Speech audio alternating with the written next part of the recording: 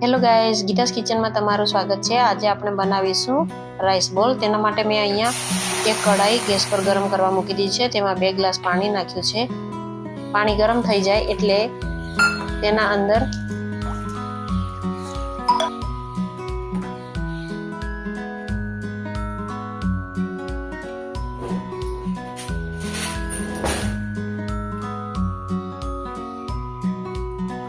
એક ચમચી તેલ નાખ્યું છે, 1 ચમચી મીઠું,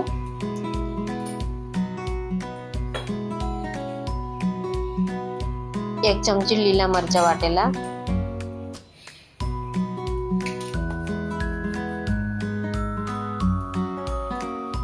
1/2 ટીસ્પૂન અજમો હાથથી મસળીને નાખી દઈશું। હવે પાણી ગરમ થઈ ગયું છે અને બધું મિક્સ થઈ ગયું છે, તો તેની અંદર આપણે 1 વાટકી જેટલો ચોખાનો લોટ નાખીશું, 1/2 ટીસ્પૂન જેટલો પાપડ ખાર નાખ્યો છે મેં। હવે તેને બરાબર હલાવી અને ગાંઠો તૂટી જાય તેવું કમ્પ્લીટ લોટને કરી દેવાનો છે। બરાબર ફેરવી લઈશું। હવે આપણો આ લોટ સરસ થઈ ગયો છે। હવે તેને મસળી અને કમ્પ્લીટ મસળી નાખવાનો છે। થોડું હાથમાં ઓઇલ લેવું હોય તો લઈ શકાય છે અને પછી એને કમ્પ્લીટ મસળી કાઢીશું।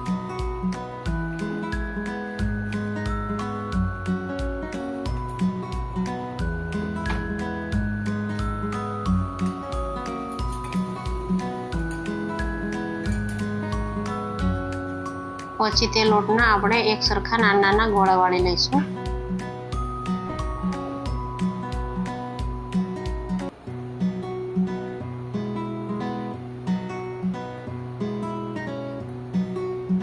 આ રીતે આપણે લોટના બોલ બનાવી લઈશું। બધા બોલ બનીને રેડી થઈ ગયા છે। આ દેખો ફ્રેન્ડ, કેવા સરસ બન્યા છે ને, એકદમ ગોળ ગોળ લખોટી જેવા। આવી રીતના આપણે બધા બનાવી લેવાના છે।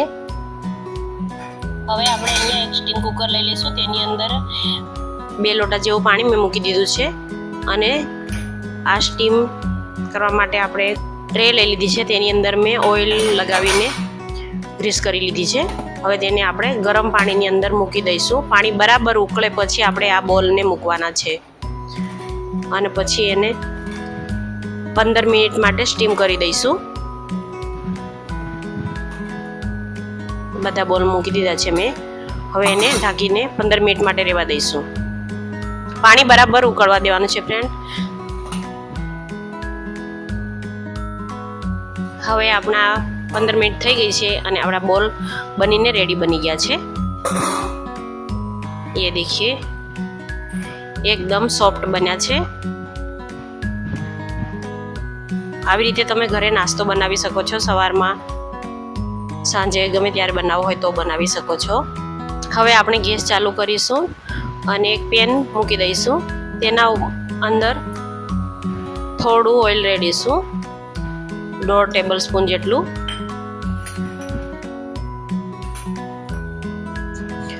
તેલ ગરમ થઈ જાય એટલે આપણે તેની અંદર અડદની દાળ, ચણાની દાળ અને થોડું જીરું, 1/2 ટીસ્પૂન, 1 ટેબલ સ્પૂન જેટલી રાઈ બધું નાખીને આપણે તડકા લગાવવા માટે તૈયાર કરીશું।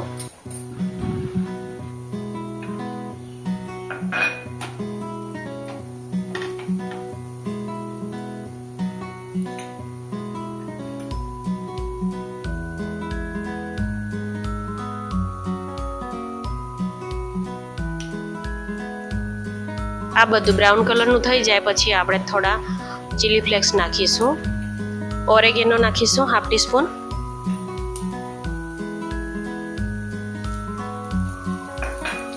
કાપેલા લીલા મરચાં નાખ્યા છે મેં અને થોડા લીમડાના પાન નાખ્યા છે।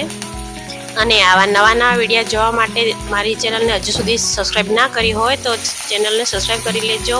અને તમને મારા વિડીયો પસંદ આવતા હોય તો મારી ચેનલને લાઈક અને સબસ્ક્રાઈબ કરવાનું ના ભૂલતા અને તમારા ફ્રેન્ડ સર્કલમાં જરૂર મોકલજો।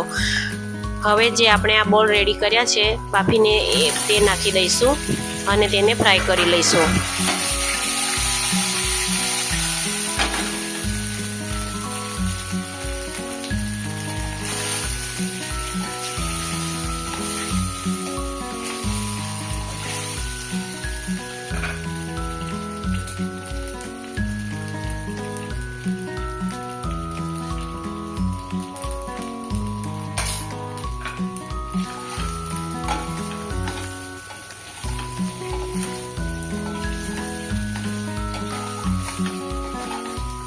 હવે આપણા આ બોલ બનીને રેડી થઈ ગયા છે.